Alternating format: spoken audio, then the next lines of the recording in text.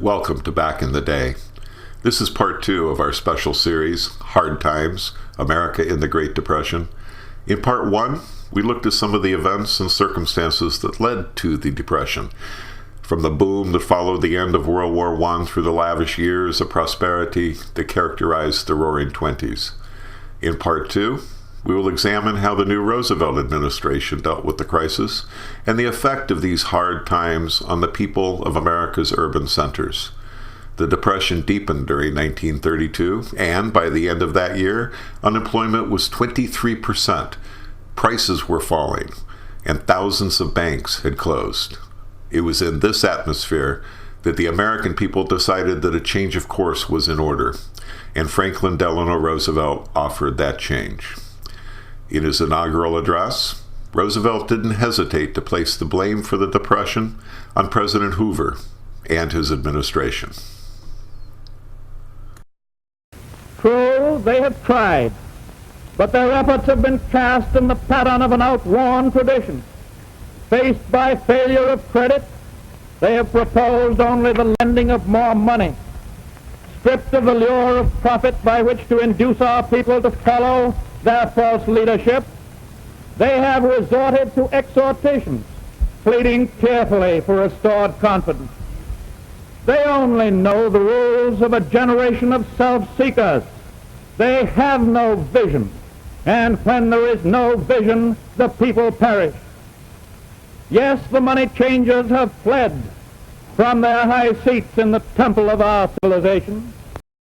He went on to rally the people to his cause with these immortal words. So first of all, let me assert my firm belief that the only thing we have to fear is fear itself. Nameless, unreasoning, unjustified terror, which paralyzes needed effort to convert retreat into advance. Soon after taking office, he asked Congress for extraordinary powers to deal with the crisis and closed all the banks for an extended holiday. There was hope in the air, but it remained to be seen whether the new president's approach would prove to be any more effective than the last. Eager to establish a rapport with the public, President Roosevelt used the growing medium of radio to reach out through a series of broadcasts called fireside chats. This tactic proved successful, resulting in widespread support for the new president and his policies. The first chat occurred just 8 days after his inauguration on the 12th of March, 1933. Roosevelt took this opportunity to explain his decision to institute the week-long closure of the nation's banks and to announce that they would be reopening the next day.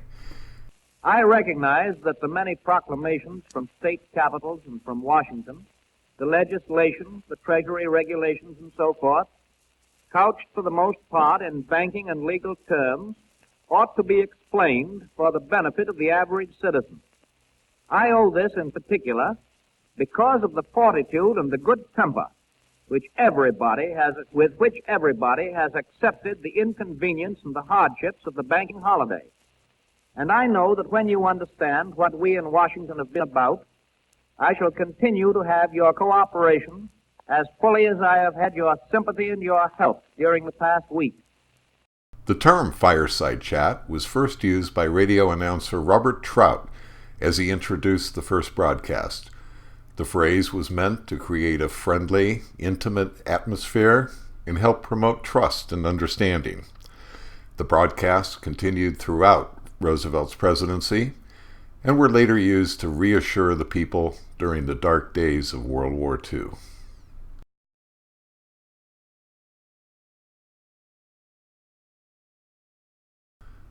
People in the large urban centers of America were affected much more than small town and rural citizens. The big cities were much more dependent upon manufacturing and other large-scale industries than more sparsely populated areas. In addition, cities were dependent upon outside sources for food, water, and other necessities of life. Those living in inner-city tenements and apartment buildings did not have the luxury of growing even a small portion of their food. They didn't have the opportunity to supplement their diet with game and other products of the countryside. City dwellers were much more likely to rent their abodes, and a lack of income meant eviction and the possibility of life in the street. Those who were lucky enough to move in with friends and relatives did so. Often, 6 or more people would be crammed into a small 2-bedroom house or apartment. Even then, there was a constant worry about how to pay the utility and grocery bills. There was very little credit available in those days. Terms were strictly cash on the barrelhead. As the number of hungry people in the cities increased, religious and other charitable associations began opening facilities at storefront locations in inner-city areas to help alleviate hunger and malnutrition. Generally, the menu was limited to soup and bread. Soup was an economical choice because it could be diluted if necessary to serve a greater number of people. For many, these so-called soup kitchens provided the only nourishment they had all day. In Chicago, the biggest soup kitchen was run by Al Capone, the famous gangster who made a fortune running illegal liquor during Prohibition and participated in other criminal activities. It is said that Capone's kitchen served thousands of needy citizens each day. As a result, he gained a much more positive reputation among the local populace and was viewed as a savior by many in this community. In the early Depression years, virtually all of the soup kitchens were run by private individuals and nonprofit organizations. However, some local and state governments stepped up and provided some facilities toward the middle of the decade when it became evident that the hard times would not end soon. Some success was seen in programs such as the Federal Surplus Relief Corporation, which operated from the premise that the vast surplus of farm products, which weren't being sold because of the lack of money, could be diverted to help feed the hungry in the cities. This food was distributed both directly to consumers and by provisioning school lunch programs. Later in the decade, the federal government initiated the first food stamp program, which provided an opportunity for the families to get food at markets. This is one of the government depression relief programs that never went away. Surpluses are still routinely distributed to food banks and assistance programs. Families were hit especially hard by the Great Depression. It was often necessary for one parent to leave the family home and travel in search of work. Unemployed and penniless relatives sometimes were taken into already crowded households, adding to the misery and difficulty of keeping everyone clothed and fed. Children, especially the very young, were unable to understand what was happening to them and why their lives had changed so drastically. In some cases, entire families were turned out of their homes to wander the country in search of food and shelter. Throughout the decade, marriage and birth rates declined and divorce rates rose. Men, who were used to thinking of themselves as breadwinners, were filled with feelings of failure. Many took to drink to try to soften the pain. This is not to say that all American families became dysfunctional during this time. Some faced hard times with determination and courage and drew upon the strength of family bonds to hold things together. In this way, they were able to maintain a somewhat harmonious home atmosphere, even with the wolf at their door. Traditional gender roles were challenged as well. It became necessary for many married women to take whatever work was available to help keep their whole households together.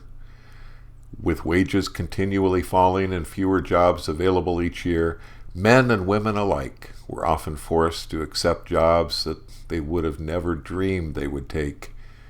In some cities, particularly in New York, adults and children alike were reduced to selling apples on the sidewalks. As the number of those without shelter rose significantly during the first years of the decade, makeshift dwellings of scrap lumber and other salvaged material appeared on whatever vacant land could be found in and around the cities. Dubbed Hoovervilles because of the widespread belief that President Hoover wasn't concerned with providing relief to the people, these shanty towns became an iconic symbol of the era. Although some have drawn a parallel between these communities and the homeless encampments of the present day, there were some marked differences. Hooverville residents tried to locate their homes near rivers or sources of water. Many grew small gardens near their shacks to provide at least a small amount of food. Some were able to furnish their humble abodes with tables and chairs from their former homes. One privately funded community in St. Louis had an unofficial elected mayor, and its citizens organized churches and other community associations. Most Hooverville residents were more than willing to go to work and would take whatever employment was available. Although attempts were made to make the best of a bad situation, these communities were unsanitary and unhealthy. Some local governments fought against the shanty towns by evicting residents and clearing away the dwellings. Others, mindful of the fact that these people were there out of necessity rather than choice, reacted with an unofficial policy of tolerance. One famous Hooverville was erected in Washington, D.C. in the summer of 1932 by members of the so-called Bonus Army, a mass of more than 30,000 World War I veterans who marched to the nation's capital from across the nation to demand early payment of bonus certificates authorized by Congress in 1925 and made payable in 1945.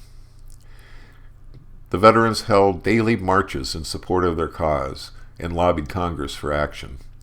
A bill introduced in the House of Representatives to provide early payment of the bonuses passed, but was defeated in the Senate. After attempts to convince the protesters to leave were unsuccessful, U.S. Attorney General William D. Mitchell ordered the veterans to disperse.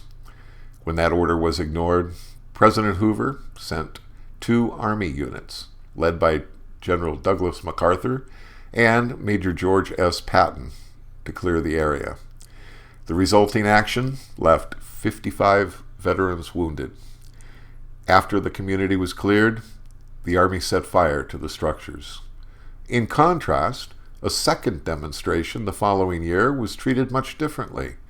Newly minted President Roosevelt provided the marchers with a campsite in Virginia and 3 meals a day.